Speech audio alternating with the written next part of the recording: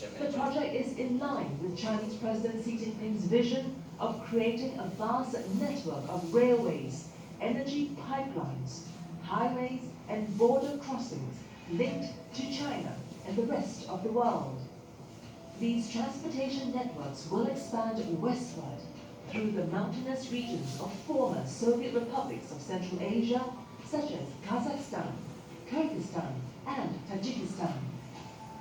Central Asia is one of the key priorities for China's push for the BRI because the Central Asia is a strategic located and also the resource-rich region. Because Central Asia countries also border with China's Xinjiang province, one of the most troubled regions of China. So the primary interest of China is China's engagement. Okay, so I tend to first stop here because it's kind of long video. And perhaps today when you go back home, you can find some time to watch all of them. Next week we can back to discuss this because it's a little bit long time, but I will not be able to finish all of them.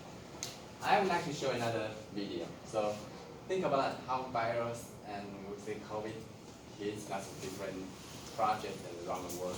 Ideally, I think like the China, like the President Xi, he really want to develop this project just because he wants to create a more convenient way to facilitate global supply chain operations around the world between China and other countries. So something a little bit different. So when you go back home today, you can try to look for information. Next week we have a very, I would like to initiate some discussion about the drawback about 1 Belt and 1 Road so far. So for some countries, previously they agreed to sign this contract because they have some vision. Sometimes something goes wrong. What happened? So this is today when you go back home, you try to do some. I will not say homework. You don't need to. Every time when I say homework, someone will be a little bit anxious with that. So I would say like you go back home to check some information, and next we will discuss with that. Alright, so let's see this very short video. It's only 3 minutes, and we'll further try to talk about how virus is this project. Just before the virus, how the slowdown was already affecting this project. What exactly is the virus doing to these initiatives? Yeah, it's been abundantly clear that the virus is in China's domestic economy, but it's only becoming clearer now just how much it's actually impacted China's overseas investments, including some of the signature projects, especially in Southeast Asia, that lie along the Belt and Road Initiative.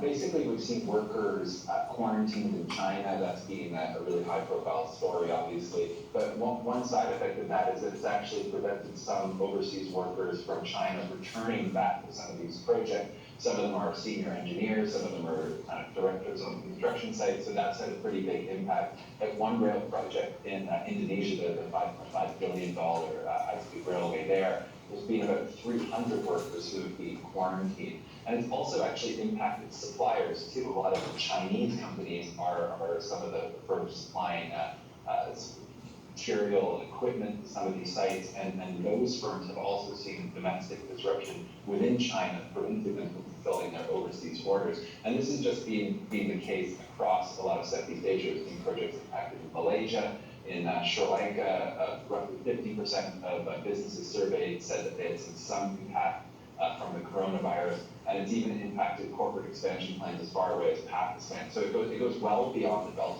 and Road, but it's also impacted the Belt and Road, that signature project.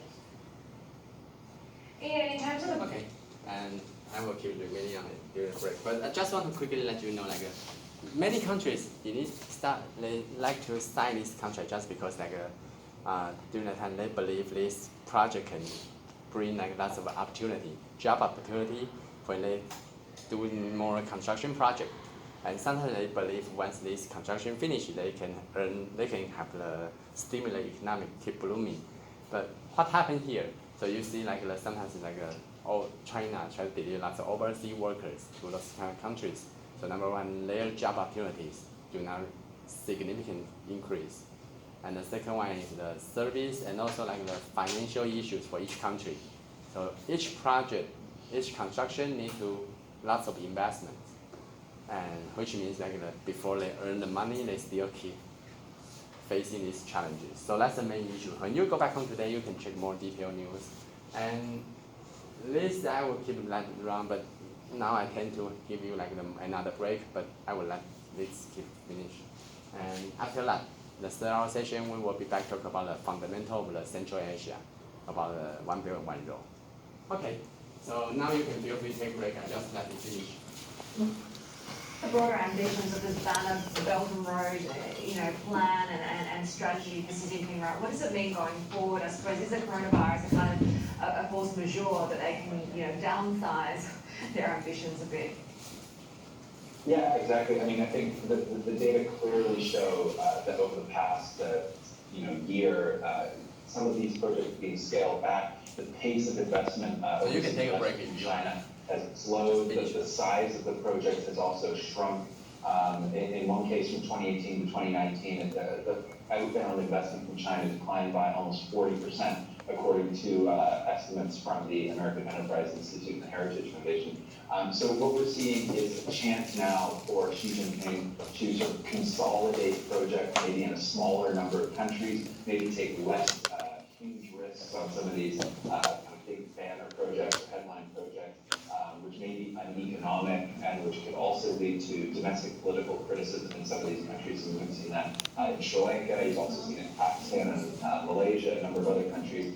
So this could be a chance to actually kind of streamline some of this and maybe kind of give a sense to some of these countries and say, look, this is a two-way street. It's not just China coming in, investing and bringing their own workers, but it's something we can partner with. So it could be a chance to further rebrand the initiative.